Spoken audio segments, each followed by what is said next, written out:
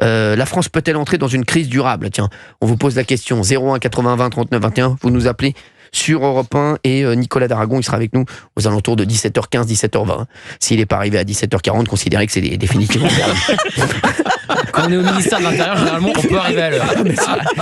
C'est vrai, il dit des choses. Non, mais il est hyper sympa. Allez, oui, Gauthier Lebray. Donc, nous sommes à la veille de la motion de censure. Sinon, on dit pas les mecs. 17h40, c'est bon. À 17h40, considérez que c'est définitivement fini. On va rendre l'antenne quasiment. Voilà, exactement. Exactement. Merci. Oui, Gauthier Lebray. Donc, nous sommes à la veille du vote de la motion de censure. C'est la motion de censure de la gauche qui devrait passer demain et renverser pour de bon Michel Barnier, voté grâce au nouveau Front Populaire évidemment, mais aussi et surtout grâce au Rassemblement National. Donc on est déjà dans l'après. Emmanuel Macron, souvenez-vous, la semaine dernière, il y avait une phrase qui fuitait dans le Parisien où il disait Emmanuel Macron. Ouais. J'ai l'impression, je ne sais pas ce que vous en pensez, mais je vous pose la question à 16h08. J'ai l'impression que l'entreprise Macron est en marche. Mais attendez. Il lit quelque chose. Mais qu'est-ce que. Là, je sens que l'émission va être très longue puisque la dernière fois qu'il a fait ça, c'était avec tous les livres de Valérie Benaïm et on en a eu pour 2 heures. Je le pense vraiment. J'ai l'impression qu'on est dans un sprint libéral et autoritaire. Alors, qu'est-ce que vous lisez là? C'est du Alain Madelin. Dès que je parle un peu français, c'est un langage soutenu, certes. Continuez un peu. J'ai rien à dire là, voilà. Je vous le dis. Alors dites-moi. Ah, c'est du d'Artigol. Non mais je peux vous poser une vraie question? Allez-y, Cyril.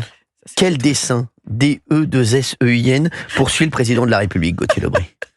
C'est du d'Artigol. Ça, c'est un livre de. Il y a d'Artigol qui est en train de reconnaître son livre. Dites-nous alors. Quel dessein? Celui de trouver quelqu'un pour succéder à Michel Barnier. Ça date de 2017, je me souviens plus.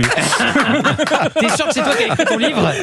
Bon, c'est mort, il va te faire 2 heures avec. Oui, 2 heures. C'est Macron, entreprise de démolition, c'est 2017. Putain, c'est extraordinaire. Quelles éditions? Tant qu'on y est, Par vends ton contre, bouquin. vous avez pas lu votre livre, c'est pas possible. Les éditions de l'Atelier 2017, c'était sur les 6 premiers mois d'Emmanuel Macron. Ouais. Eh ben tiens, c'est bien, c'est d'actualité. Bah voilà, c'est pour ça que je l'ai pris. Je me suis permis de le relire hier soir.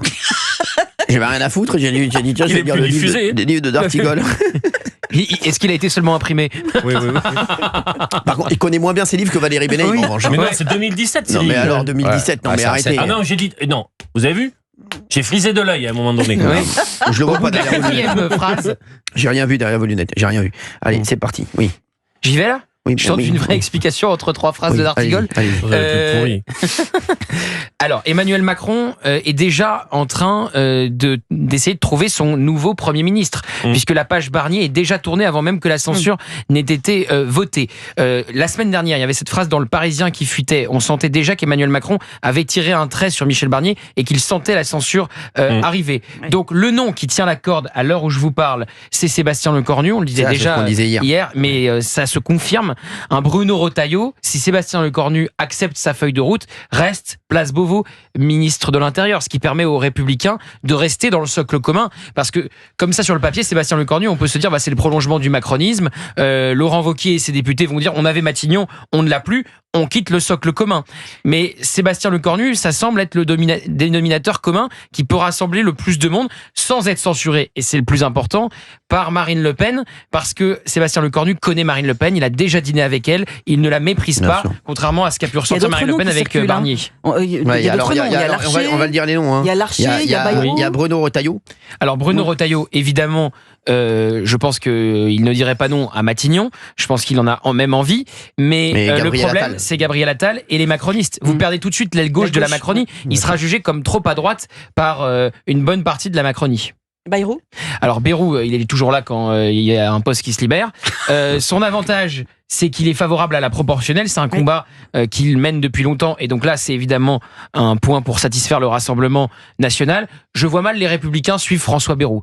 François Bayrou, c'est plutôt l'aile gauche. Quand il était question de nommer Catherine Vautrin à Matignon, il l'a trouvé trop à droite. Donc je vois mal les LR se ranger derrière François Bayrou. Et Larcher?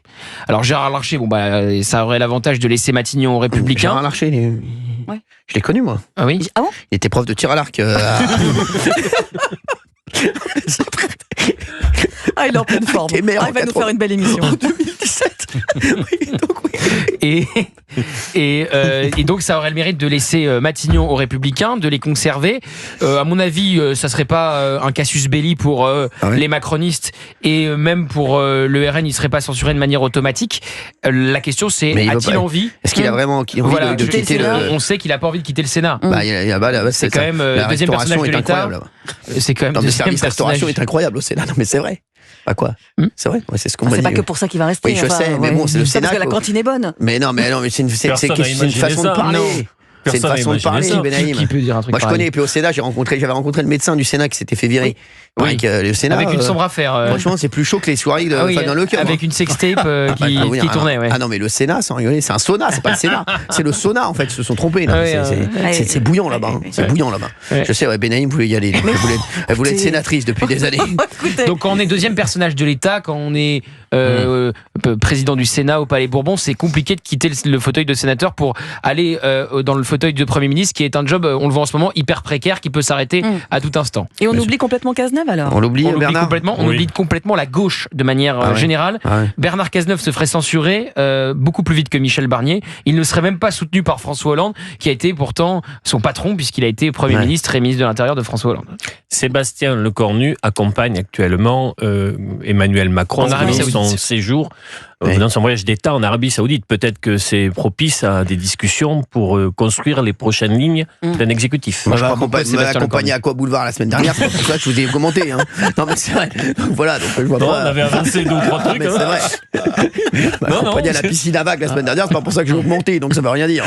Voilà, donc oui, Gauthier Lebret. Non, moi je crois beaucoup au scénario Sébastien Lecornu. Et de toute façon, ils sont pas 36 sur le marché à pouvoir réunir le socle commun sans se faire censurer par le RN. Sébastien Lecornu ne serait pas victime d'une censure automatique de Marine Le Pen. Ça, c'est très clair et c'est quasiment le plus important. Après, faut embarquer les Républicains, mais si Bruno Retailleau reste ministre de l'Intérieur, ça sera possible. Exactement. Oui, qu'est-ce que vous voulez d'Arthur? L'émission va être longue. Ah oui, non, mais quand c'est comme ça, c'est sûr. Votre carrière aussi. J'espère, en tout cas. J'espère. Bon, très bien. Vous avez vu Mathilde Panot? Le NFP s'attaque au RN dans le texte de sa motion de censure. Parce que, sur les motions de censure, il faut expliquer parce qu'il y en aura une. Il y en a 2 même. Non, mais il y en aura une d'abord du RN et après, qui va être retoquée à mon avis, et celle du NFP le soir. Il me semble que c'est celle du nouveau Front Populaire qui sera soumise aux voix en premier. Ah, vous êtes sûr? Donc ouais, quasiment à 99%. C'est pas ce qu'on m'a dit. Moi, c'est ce qu'on m'a dit. C'est pas ce qu'on m'a dit. C'est pas ce qu'on m'a dit ici. Est-ce qu'il vous a dit ça ici? Je peux pas vous le dire. Quelqu'un d'important. Il me semble que c'est celle du nouveau Front Populaire qui sera soumise aux voix en premier. Et de toute façon, effectivement, celle du RN n'a aucune chance de passer puisque la gauche ne veut pas la voter.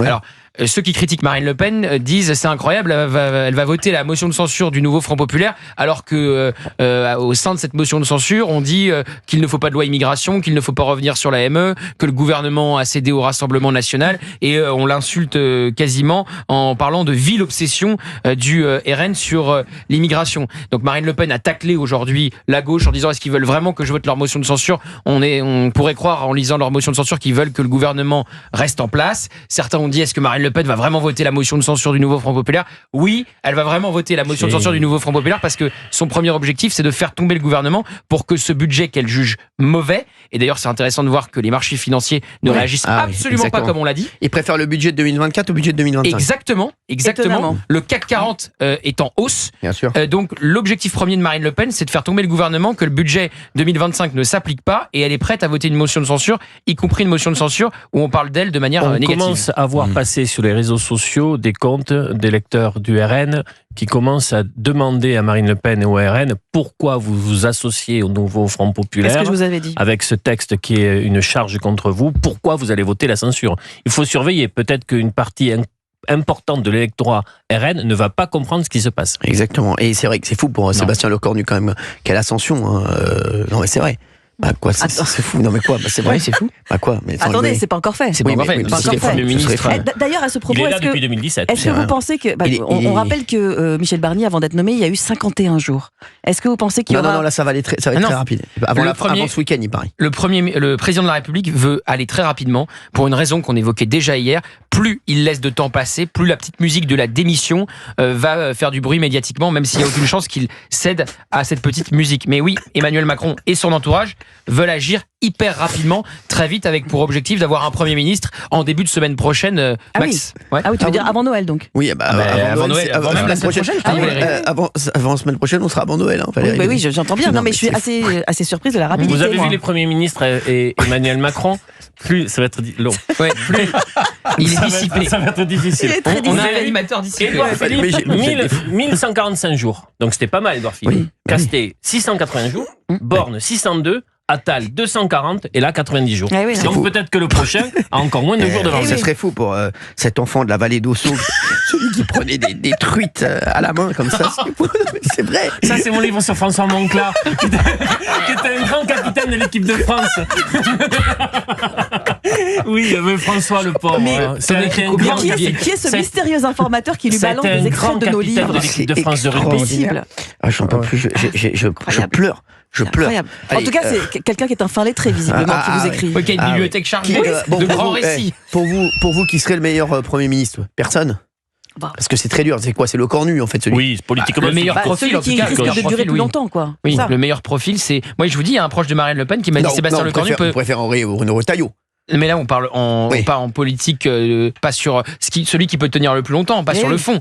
Sur le fond, évidemment que politiquement, Bruno Retailleau a un profil plus intéressant que Sébastien Lecornu, parce qu'il y a une ligne beaucoup plus affirmée et beaucoup plus tranchante sur les sujets dont on débat beaucoup ici. Après, le but, c'est d'avoir un Premier ministre qui peut tenir. Et je vous disais, Marine Le Pen, l'un de ses proches me disait, Sébastien Lecornu, il peut tenir jusqu'à la fin du quinquennat Macron. C'est quand même une donne très intéressante. L'aile gauche des macronistes, elle a rien contre le cornu? Ah non, rien du tout. Non, ils viennent de leur rang.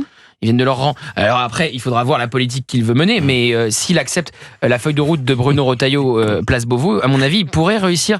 Parce que le problème de Sébastien Lecornu, ce que vont dire certains LR, c'est on avait Matignon, on l'a plus, on revient aux macronistes. Donc on est lésé dans cette affaire. Donc après, il faudra trouver une façon de contenter tout le monde. Mais s'il accepte la feuille de route de Bruno Retailleau, s'il donne le ministère des Armées aux Républicains, notamment à Jean-Louis Thiriot, qui est actuellement son ministre délégué aux anciens combattants, il y a peut-être un deal qui peut se faire avec LR. Ah, pas mal, c'est beau ce qu'il dit.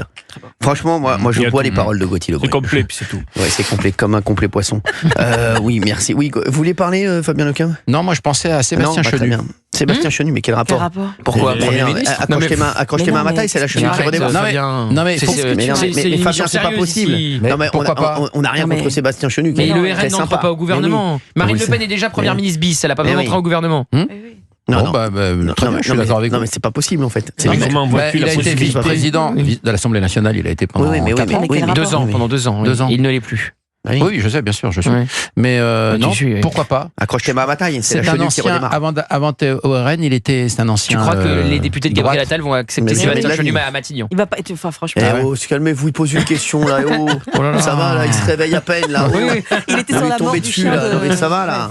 Excusez-les, Fabien. Non, mais bon, je donne des noms. Concentrez-vous sur Britney Spears. Et Marie-Myriam. Son chien. Concentrez-vous sur Britney Spears et Marie-Myriam là pour tout à l'heure, pour la chronique de 17h04. Vous valez mieux que ça. Vous valez mieux que ça. Alors, on a des auditeurs en ligne, forcément, qui veulent réagir à tout ça. Qu'est-ce qui s'est passé avec... Il croit encore en Lucie Castet, Non, mais elle croit en elle. Le nouveau Front populaire. Lucie Castet. Lucie Castet, peut-être qu'elle croit en elle, mais c'est la seule. Alors, vous avez vu qu'elle a proposé à Dominique de Villepin d'être ministre des Affaires étrangères. Ça, c'est intéressant, c'est une clarification politique. Ça, exactement. Elle l'a dit sur France Inter, en plus. Donc, il y a tout dans cette déclaration. L'endroit, la teneur et je suis pas certaine que lui soit ravi qu'elle le dise. En tout cas, on voit quel électorat essaye de draguer depuis plusieurs mois Dominique de Villepin en vue d'une prochaine présidentielle. Exactement. Bien sûr. Oui. Qui je viens de faire? Monsieur le Président. C'est le Président. Alors, je vais vous dire ce que je pense. Qui ne s'entendait pas très bien avec Dominique de Villepin. Exactement, je le comprends. Je vais vous dire, j'avais des gros problèmes avec Dominique de Villepin.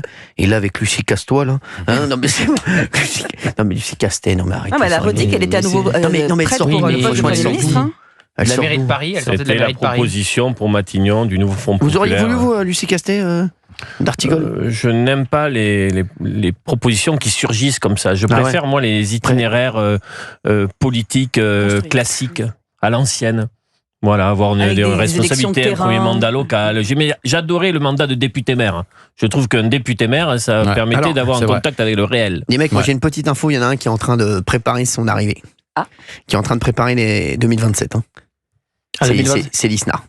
le maire de Cannes. Je vous le dis, attention. Ça, il s'engage pas, il le dit ouvertement. Oui, mais là, il prépare activement, il commence à... Il l'a dit, je crois, officiellement d'ailleurs. Oui, il y a pas mal de gens qui vont être avec lui. Ça va faire beaucoup de candidats. C'est pas la peine de faire cette tête-là. Pas la peine de faire cette tête-là. Vous avez fait la tête de Gilles Verdès quand il va dire des bêtises. Ah bon? Non, mais c'est oui. Non, mais qu'il prépare, ça c'est sûr. Ça veut dire qu'il soit le favori de la droite pour aller à 2027, c'est autre chose. Ça va faire beaucoup de candidats sur la ligne de départ à droite. Voilà. Valérie Benahim, calmez-vous, s'il vous plaît. Pardon. Vous êtes en train de devenir folle avec ces foulards. Parce que là, on a un Bruno Retailleau qui veut ce premier ministrabiliser. Oui. Donc, à mon avis, il va faire une matinale demain dans ce sens. Et il est candidat pour être à Matignon, au moins en coulisses. Donc, est-ce qu'il aura gain de cause? Je ne pense pas, à cause de l'opposition des députés macronistes. Enfin, c'est quand même intéressant de voir qu'il y a un favori à droite qui s'affirme de plus en plus. Retailleau à Matignon, c'est quand même pas une bonne nouvelle pour le RN dans la perspective à la prochaine présidentielle. Bien sûr. Oui, dis pas que des conneries là d'Artigol. Mais je pense que le RN ne pense pas que... sur les moules, là, les frites, là, il est truite. Le RN pense que Bruno Retailleau n'a pas de chance de se retrouver à Matignon en raison de Gabriel Attal qui en ferait un casus belli. Ça fait 2 fois que je dis casus belli, mais je trouve ça très élégant. Il en ferait un casus belli. Et voilà, les macronistes s'approcheraient trop à droite pour eux, donc ils ne l'accepteraient pas.